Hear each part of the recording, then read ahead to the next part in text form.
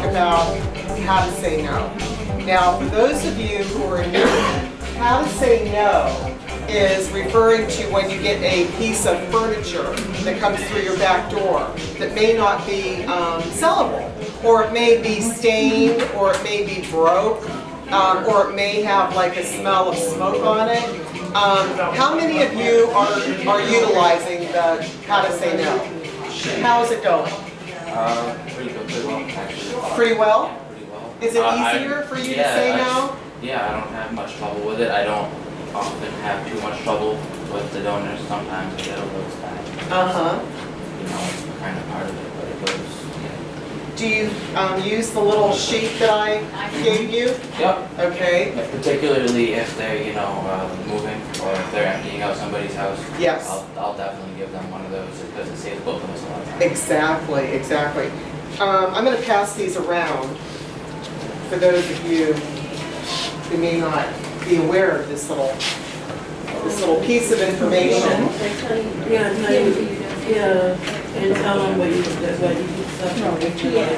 What we I accept. usually give them This this one? one here. Yes, and this is a That way very they good got- piece they too. got the number on front, and then they got the addresses and all the other stores. And we're going to talk about this one second. This one that I'm giving you, this has to do with basically bulky items, appliances, big pieces of furniture that we're not accepting. So you know, when you say no to somebody, it's kind of hard sometimes to say no. But then you have a piece of paper that you can offer them to help you with that education. And this is education. And this is something that our donors, we have a lot of people that are moving here and they are not familiar with Collier County to the degree others are. Yes, Carl? If we have in translation over here, so if you hear a little bit of No problem. repeat, No that's what it problem. is, okay. In the future, we have a Spanish member of our team that can help with translation too, and I may even do a Spanish version of this for a group of people down here in Collier, just to make it a little bit And easier. that's what Elvin is doing now. Thank you, thank you. So this little piece of paper doesn't cost much at all to produce. I did bring some with me today, but if you even want to add this with your receipt, you can do that because this information is quite valuable for a donor. And also, if you have a donor that drops off a piece of furniture and you're saying no to them, they need to know how to dispose of it. Like I said, they can call the number on here and get further information. They pay taxes, and so there is no charge for this service. And it's just like a little added bit of information. Sometimes you'll get a donor that will come and they're going to be a little cranky. And they're going to say, oh, I rented this truck and I had my neighbor help me, and what do you mean you won't take it? Well, in an instance like that, you can take it, okay? We don't want to make anybody angry or upset with us, but then you give them this piece of paper and they're going to say, oh, well, the next time I'll know better. So we're still saving a little bit of money and time for us. Time, labor. That couch that you're not taking won't make it to the floor. Chances are you're going to put it on the truck. Then it will end up at our plant. Then maybe it'll go to the outlet, but our outlet customers don't really want to buy anything that's stained or damaged or broke either. So that couch will end up in our shredder. At the end of the day, that couch is going to cost us money because we have to dispose of it. So that's the full story. And that is something that you could let your donor know. And the end result is, if it costs us money, it's going to go and take away from our mission. Okay? Does everybody have an idea about what our mission is? Our mission basically, yeah, it's on the back of our cards, our IDs. It's always with us. But basically what it is, very simply, is we're giving people that have disabilities and or disadvantages a chance for independence by offering services and jobs and independence to these people. And it's like, there's a lot that goes into our mission. All of our 91 cents of every dollar of what we bring in goes toward our mission. So we're working like in a circle. And our mission is not just a one-stop shop. Here at this place, at Town Center, excuse me, my throat is dry. Hang on a second. Excuse me. We have a job link right in the corner, the front of the store. That job link serves people that may not have a computer, for example. And, you know, in today's world, if you don't have a computer, it's very difficult to get a job because everything is online, okay? Or maybe they have a computer, but they don't necessarily know how to maneuver through it, which sounds odd, but they just have difficulty. And you know, these interviews and the application process and all of that, the information is tied back into an email and that type of thing. So it can get, you know, rather complicated for a person who's not very familiar with that process. Then that's a barrier to getting a job, okay? Our job links, and we have several in all of our 5 counties, probably more than 10 at this moment, and it does change a little bit.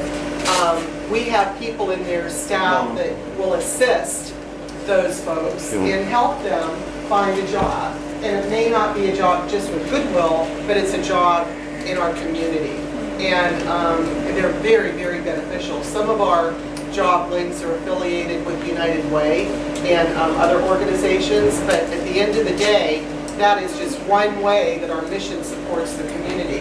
Now, when we do these trainings in the future, and they will continue, they're going to have elements of other very important parts of our business, and our mission being one of them, because if you have a donor, for example, and they say, you know, gee, well, what is your mission? You know, I want you to feel comfortable enough about, you know, saying something. Today, a little bit about job links, that's just a little bit of what you can say back.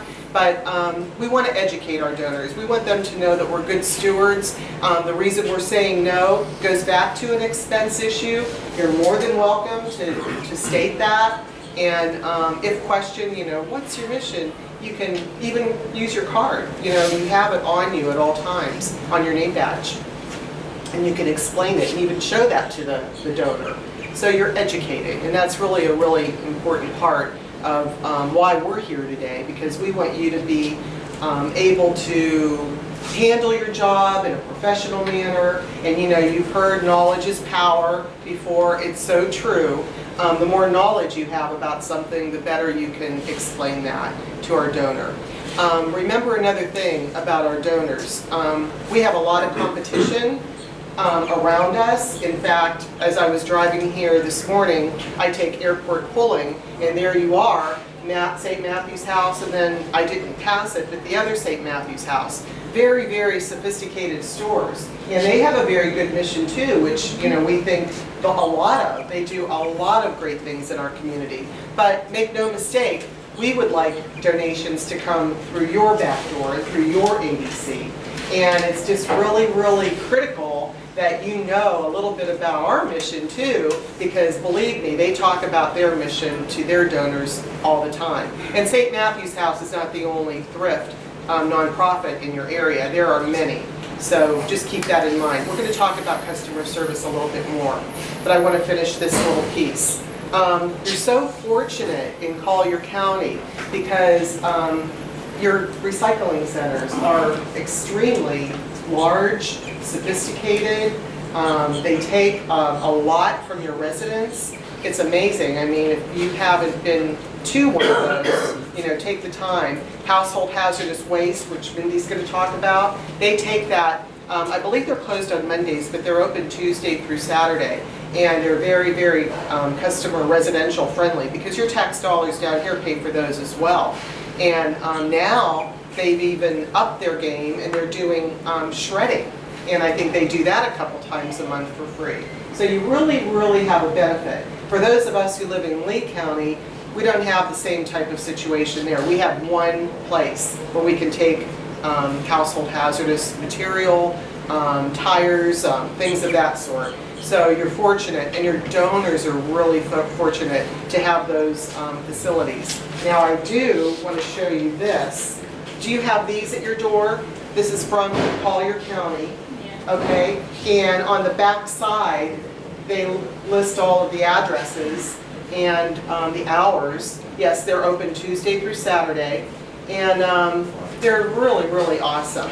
I have these in my office. I brought a supply today, but if any of you need these, let me know. You can give these out too when you're saying no to a donor, especially when you are saying no to household hazardous waste, okay? Because you're, again, knowledge is power. They're going to say, gee, that donor attendant at Goodwill, they really helped me out today. And this is something that they'll save too. So give these out freely, they're free to us, and we have no problem getting more. So that's another tool for you. This is one of my favorite pieces, okay? Does everybody have these at their back door? Yeah? Do you use them? And do your donors like them? Yeah. Yes, yes. This was updated after we started this backdoor training, excuse me, because we had a lot of different things we were giving to our donors. Now, quite frankly, these are separate, but they need to be. This piece here has a lot of information that is very, very valuable to your donor. For example, on the front, it has big and bold, the donation pickup line, okay? Does everybody know that we have trucks out there and we pick up furniture and things of that sort? Yeah? Okay, so this, we have a little staff at our plant, and they answer the phone, they schedule. We have 4 trucks that are out there on routes based on their zip code, and they pick up good, sellable items, okay? When we say no, we also say no politely and respectfully in this scenario too. Good example, entertainment centers. We know you guys have some challenges with entertainment centers, right? We also know some sell, some don't sell. Okay, many other thrift stores are saying no across the board to entertainment centers, so you're not alone, number one. Number two, now the televisions don't necessarily fit in those entertainment centers. That's a very good thing that you can say to a donor. We do too. What we do in our situation, we don't have that donor coming to us, we can't see it, so we ask for a picture, okay? And then if we feel that that entertainment center has a chance of selling, we tell the donor that we'll accept it. So our truck guys also are being trained, and they go through a similar training on how to say no. We hope at the end of the day, the product that you are getting from our trucks is good. And you know, if it's not, I'm the one you need to let know, okay? Because we need to be aware of what's happening out there, so we don't want our labor and time and gas to be used to pick up things that aren't sellable, because that also goes against our mission. So versus a safety concern as well. Safety concerns, excellent.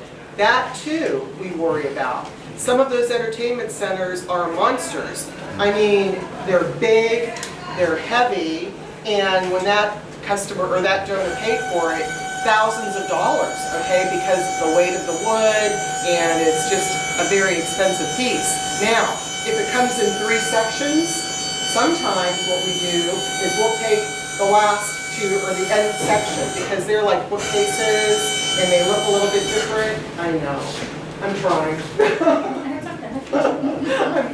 I'm competing. Anyway, we may take part of it. And in that instance, you would say, you know, sir, I will accept that entertainment center, because they too know that a lot of other places are taking them, okay? Make no mistake. Sometimes they don't tell us that. But the other kind of entertainment center that's the particle board, and it looks like it came from like 1980, 1990, and it's old, and you know darn well. It's heavy, and the square is that big for the TV. We're not going to be able to sell that. Now, people will say, how many times have you heard, somebody could use it? Yeah. We hear that all the time, right? Somebody could use it. Well, we know a little better, and we know that, you know, there may be a crafter or some kind of person that will take that whole piece of furniture and make magic and make it into something else, and they do, and we do have that customer, but not a lot of them, you know. I wish there were more. That would help us out.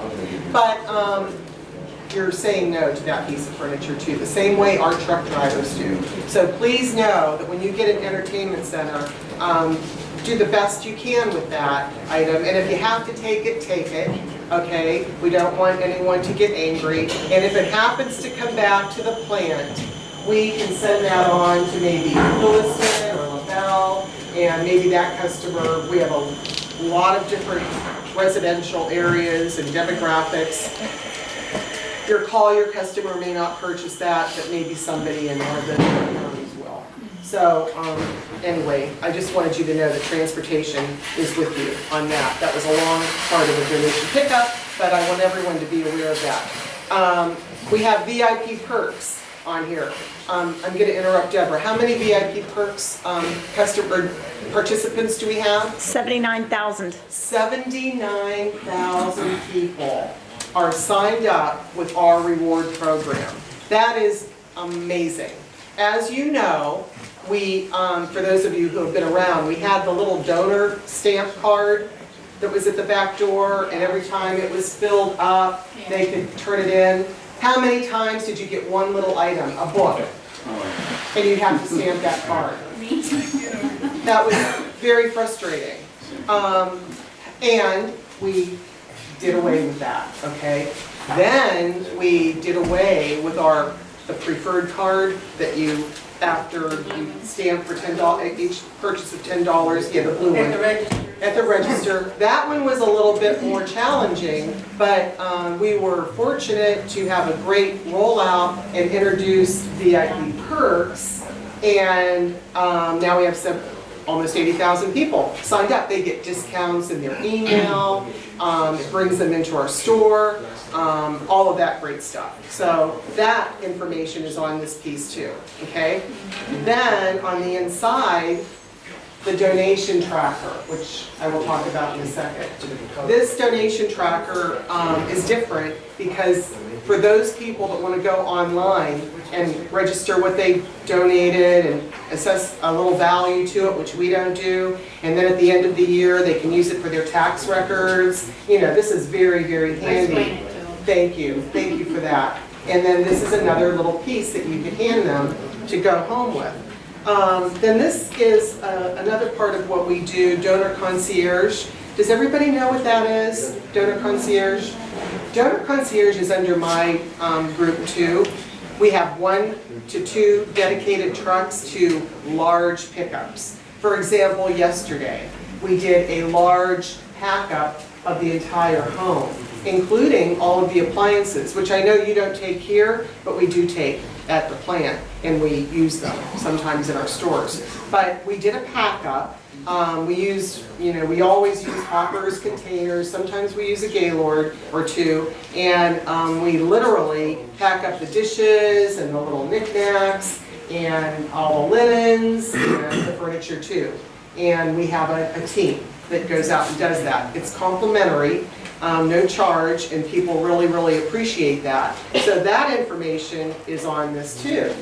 Then we thought, what the heck, we're going to put what we accept and what we don't accept on this again, because we can't say it enough. And as you all know, both of these lists could be really long, but you know, we kind of condensed it just to make it easy. Then we have all of our store locations by county, all the ADC locations, and the hours, phone numbers, all of that. Very handy. And on the back, we put information about our mission. So this one-stop shop to give to a donor, which again, we can duplicate these, so don't worry. We'd rather the information be out there with all of this great information for them. And we also use it at the cash registers as well. So this is very, very important. I want to talk about the donation tracker for a minute. The donation tracker, everybody knows that we're hitting the button with each and every vehicle that makes a donation. You hit the button whether they want a receipt or not. And it registers the amount of donors that we have coming through. Well, to make a long story short, we knew that our donations were up, but our numbers from the donation tracker were showing that we were down. And we're like, uh-oh, we have a disconnect here. And we've been looking at this for quite some time, well over a year. And we can't seem to get our numbers to where they were coming close to last year, okay? So we did a couple different things. We had somebody literally sit out in the parking lot and count how many donations came in a day, and we measured that with the donation tracker, and we were low on the tracker again. Then we took the bold step of ordering 3 traffic tallies, okay? The traffic tally is like a tube that the vehicle drives over, and it counts. And it will, at the end of the day, we have a way of extracting that information, and we measured the traffic tally in these 3 stores to the donation tracker. Traffic tally told the real deal, okay? And we knew it, but we just needed verification of that. Carl has a traffic tally. How's it going? Well, for our traffic tally, based on our setup, our store location and exits, I know. yeah, Not perfect. 95% of our customers exit through the donation lane. So that's gonna throw us off. We may want to take a look at that again. I know your situation's a little squirrely. The other, it is. To put it, it is. It is, but they're doing it. But the data of that, we knew we were off. I'll go back to that. That number is vital. It's not just because, oh, I'd like to know how many donations we're getting. No, it's more than that. That number has an impact on just about every aspect of our business. So we need that number to be accurate. So what is going to happen next? We have ordered more traffic tallies. They won't be at the ADCs because your setups are very different. So you're going to continue to use the donation tracker. And some of the smaller stores, we're not going to install these. But the larger stores will get a traffic tally, and we will be installing them. And I would say, we're in like almost, I would say probably April. At least by the end of April, everybody should have one of these in the larger stores, and you'll get more information on that. And we still want you to use your donation pack, okay? That is not going away. And we're using that for the donor, so they could register their donations. Also, we're getting information from that as well, because when they register, we know their zip code, we know the stores they're donating more to. We're getting a little bit of feedback from that, so that's important. And the efficiency of the tracker, we may expand it going later, down the road later, but for the time being, we're not going to be using it totally, except for some locations, to count donations. So keep that in mind. Do you have customers who still want the blue receipt? Yeah, I do. Everybody? From time to time. What do you say? I tried to explain to them to use the white one when you go online, but some of them say, well, they can't do that because they don't know how to go online. So I just say, okay, I'll give you the blue. Okay. And you still get the tracker, right? Okay, good. Okay, here's the thing about the white receipt. Believe it or not, the white receipt is identical to the blue receipt. It has our tax ID number on it, it has the date, the location, the time, all of that good stuff for a donor, okay? They could, with the white receipt, never register it, okay? They don't have to do that. That's just something that they could do. But they could add and maybe staple on the white receipt what they brought in that day. And it serves the same as I this. explained that too, and they That's okay. Yeah, that's good though. Again, we want to educate them as much as we can. Right. But at the end of the day, if you need to give them a blue receipt, give them a blue receipt. We have a demographic of customers and donors that may not deal with the computer. They hear computer and they're turned off. They don't even want to hear the rest of the story, okay? But let me know please, managers, if you need more of these, because we were weaning them out. I still got a little box. Screw you, I'm coming to you. You spilled the beans. You probably have more than we have I've got the planned. box and I've got everything else that you guys sent the first time. So I still got all of that. I keep it as that part of the store. Okay, okay. Well, anyway, for those of you who don't, let me know. We still would like to educate and hopefully at some point do away completely with these, but I understand we're not there yet. Okay, let's talk about customer service a little bit. For those of you who've heard this training before, you've got to hear this again, okay? But we're adults, and Yeah. sometimes adult learners need to hear it a few times. We'll just justify it like that. So when you have a lot of activity outside, and it's hot, and you have a couple cars out there, maybe 3, and they're waiting. They're kind of like in a hurry. They're looking at you. They're looking, all eyes are on you. So I say, you're on stage, okay? So, you know, smile and do that great thing because everybody's saying, oh, I hope that they're quick. Oh, look at that, it's a fan full of stuff, and they're watching you. So, we're getting these donations in, right? And we have competition in the neighborhood. So, we want to really make sure that you're all treating that donation very, very respectfully. What do I mean by that? Okay, so you have a Gaylord outside, and you get a bag of textiles. And I've done it because I used to work the back door too.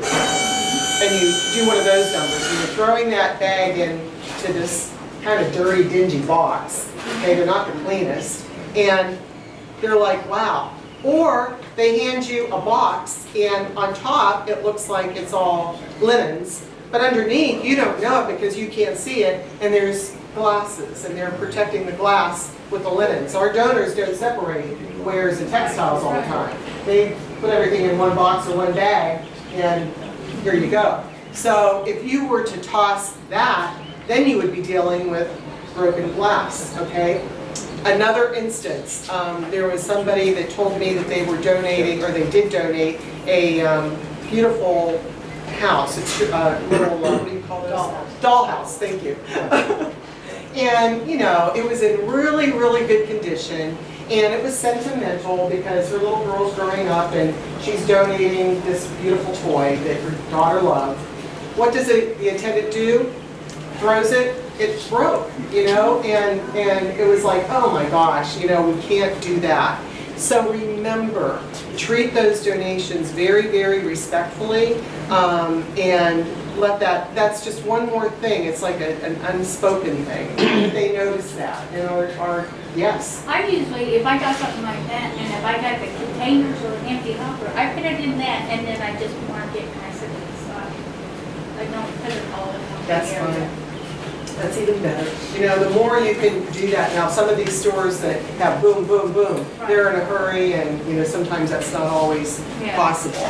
But speed is important, don't get me wrong, but so is handling that donation properly. Okay, I needed to touch on that. Customer service. Okay, there it is over there, the bulletin board. Can everybody see that bulletin board right there? Probably 2 or 3 trainings ago, we thought this bulletin board would be a good tool for you to use as a little, you know, reminder, and managers a good tool for you to use when you're training. So it's a two-way street. But one of the things that I noticed, because I was the one that did the first round of audits, and we used to do audits all the time, and we kind of got away from that. So I didn't expect it to be like excellent, but some stores were very good, don't get me wrong. But there were a couple stores that I was like a little disappointed because I'm a really big person that likes to hear thank you. Thank you is so important, especially in what we do. It's imperative. You must say thank you to your donor. And what I really like, and what I'd really like for you to say, is thank you for supporting our mission, okay? That's even better. Not only you, but also the cashiers. thank you for supporting our mission. You're saying a little bit more, and you're connecting with that donor in a better way, because you're showing sincerity, you're showing knowledge, and you're thanking them. Okay, when I did that round of audits, I had one experience where I had no eye contact with my attendant. He didn't smile, he didn't say thank you, he really didn't say anything. And I left there thinking, wow, that was not a good experience. It didn't make me feel good, it didn't make me feel like my donation was being appreciated. And maybe if I were that kind of person, that would say, well, maybe the next time I should take my donation to Habitat and take it somewhere else, just because of one experience. Now, your donor sometimes never comes in the front door, okay? Some do. We have a lot that do, but we have a lot that don't.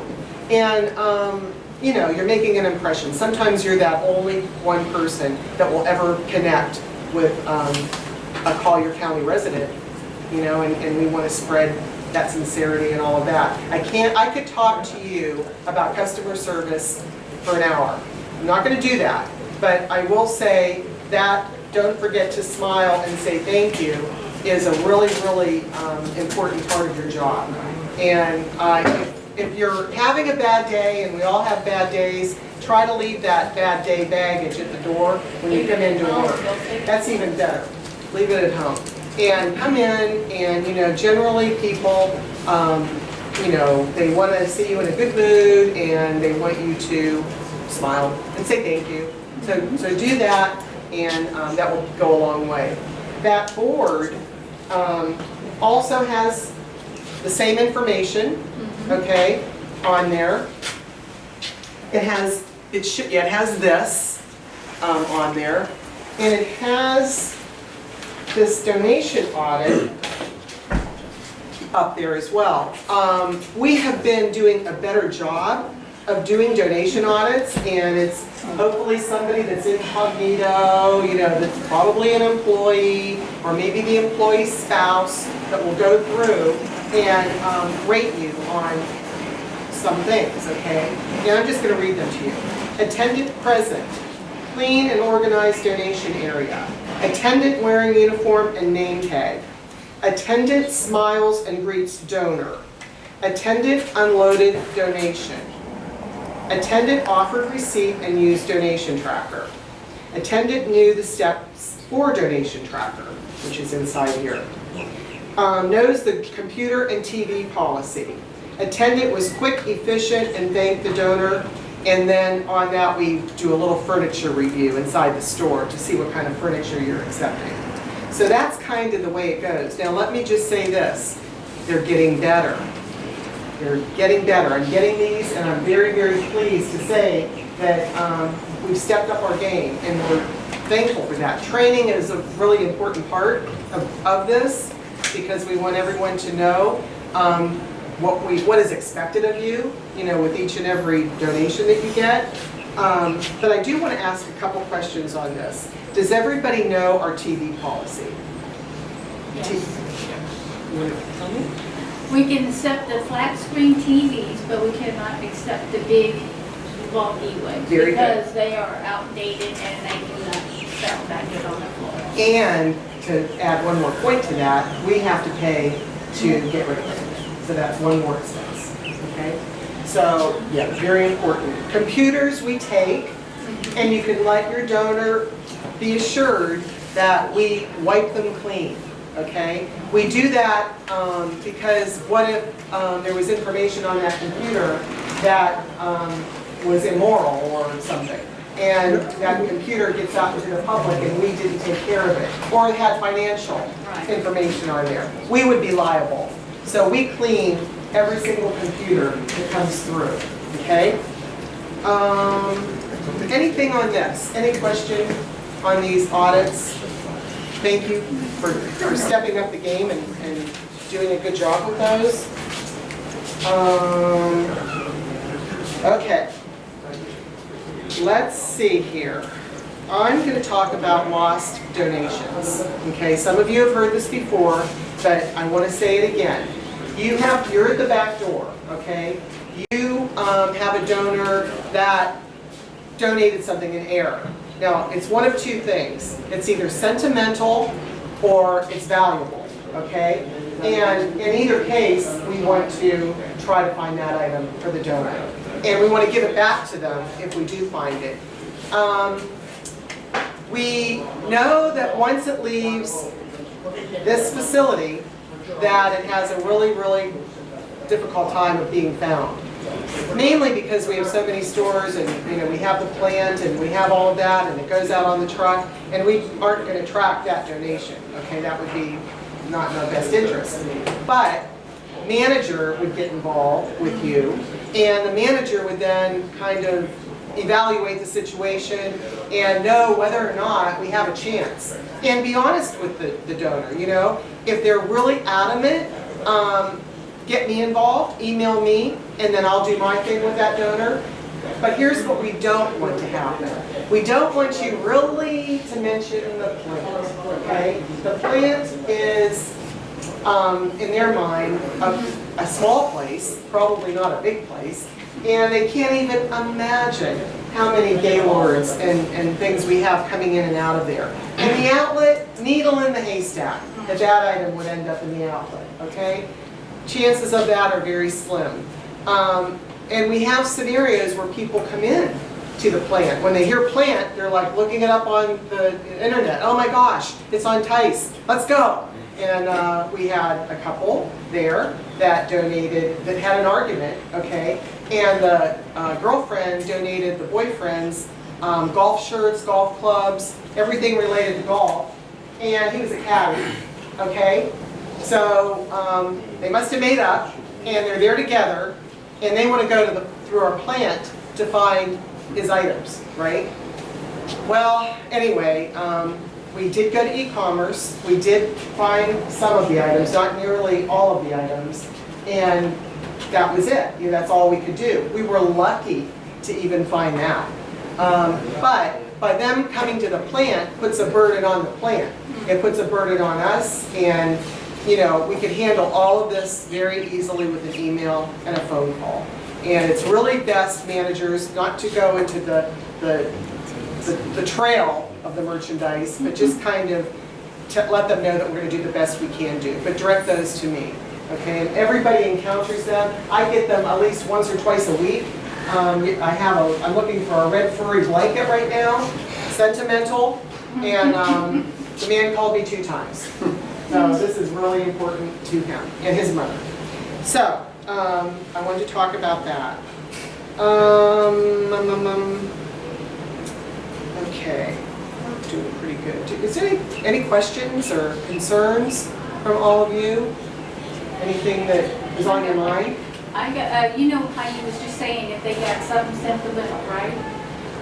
What you could ask them is if they got a picture of it. And if they got a picture of it and the way and how long it is, have them give it to you with their address, their phone number, and then you turn it over to your manager, and your manager can look at it that way and then send it to you guys. That would be very helpful, and I've received some pictures. It just depends on how motivated that donor will be. And pictures, they do really help in many instances in what we do. But some of them aren't going to be able to do that or have that item or even anything close to that item to take a picture. They may not have one. But we do the best we can do. Sometimes I'm successful. And it really makes me happy when I can call somebody back and say, hey, I have it. I thought I had something the other day, and I described it to the man, and it wasn't his. But he was still very happy that I reached out and that we all tried. I mean, that is very important too. Even though we may not find something, at least they know that we're doing our best to try to find it for them. And that leaves a good impression. So that's all good. Okay, let me ask you guys a couple more questions. When you do your pulls, do you rubber band your shoes? Yes. Everybody? Okay, good. We want to make sure that those shoes stay together, because when the shoe gets lost, or separated I should say, sometimes lost, and let's say those shoes make their way to the outlet, okay, it's the next stop on the agenda, and they get put onto a table, and they get rolled into the outlet for sale, and they're not together. You know what can happen? One lady will pick up one shoe, and one lady will pick up the other shoe, and they are fighting over whose shoes those are, because they weren't rubber banded. And it happens, you know, and it's crazy. And the outlet can be a little crazy for those of you who've not been there. It can get a little wild over there. So by rubber banding the shoe, you're saving our company money, because now that pair of shoes has a better chance of selling. And sometimes they do get lost too. So I definitely wanted to cover that point. Do you, when you can, check pockets of your pants when they come in? I know you can't do them all, but sometimes you will find valuables or keys in those pockets. If you find keys, any kind of keys, give them to your manager, because I may get that phone call, because people will realize rather quickly that you're missing car keys, house keys, and sometimes they're expensive to duplicate. So keep keys for a while for me, managers. I'd appreciate that. Okay, here's another oddball thing. We had an employee who donated a lot of girls' jeans because her daughter grew out of them, right? And you know how, well, some of you may not know this, but now like they could be ripped, the knees, and you know, there's rips in jeans, and they sell for like $50 or $75, okay? So the donor noticed that the jeans were ripped and said, we can't accept those because they're ripped. Well, that wasn't good. We could sell those jeans, and maybe even send some of the jeans to Shop Goodwill, okay? Those jeans are just in style. So when in doubt, my best recommendation is take it, okay? And don't give too much feedback to that donor. When we're saying no, it's about furniture. We're not really going into wares right now, and we're not going into textiles unless they're wet and moldy. That's different. Or smells like smoke. Smells like smoke. You know, and you know that's a hard one to tell a donor, because sometimes I think when you have a smoker, they don't smell that as you do. Furniture too. Smoke will latch on to furniture, and animal hair too will latch on to furniture, and you can't get it out. It's like there forever, no matter what you do. So we're talking really about furniture when you're saying no. Let me ask you about motorcycle helmets and bike helmets. Do we accept them? Yes. Yes. Do you know that we have a policy on that? You may not. We accept them if they're looking really good for 5 years. If you look on the inside of a motorcycle helmet, there's going to be a year and month as to when that was made. And if it is an old one, older than 5 years, throw it away. We don't even want it in our screen. We don't want it in the outlet.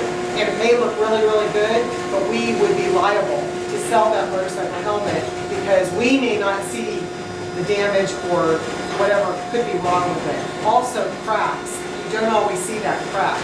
But if you see a motorcycle helmet that, look at the year and look at it too. Like maybe it's within 5 years, but it looks really, really bad. And you're thinking to yourself, boy, this could have been in an accident or cracked or whatever. Just throw it away. It's a liability. Okay? This is another off the topic, but it came up, and I want everyone to know the role on this. Do all of you have a hand in book sorting at all? A little bit? Okay. We don't have our secure shred anymore. What we're seeing is in our Gaylord of salvage books that go to the outlet, we're finding magazines, we're finding books that are ripped, books that are falling apart. That's trash. Very good. Yeah, I just want to make sure that everybody is on the same page there. It just came to my attention yesterday, and I'm like, gee, I'm going to be meeting with the group, and I'll share that with you too. In the future, we're going to talk about more procedures and policies as it relates to your job. And maybe a little bit about sorting, because we're still having, we're still finding things in our storage that should probably be trashed, and we want to keep that separate because time is money, and we just want to make sure that we're being very efficient. That's our new thing. We're trying to be more efficient than ever. We have, Mike, you just stepped out? Okay. We have Mike McGarvey, who is here. For those of you who don't know, he's our new Senior Director of Operations, and he too is trying to get us to be more efficient, because when you're more efficient, we save money, and of course we know that we're a nonprofit, but we're still a business, and we still need to be profitable. So anyway, efficiency is important, and those are some of the things that you're going to be learning in the future, along with a little bit of mission, okay? So anyway, thank you for your time. I'm going to turn it over to Mindy, and she has a really fun exercise for you.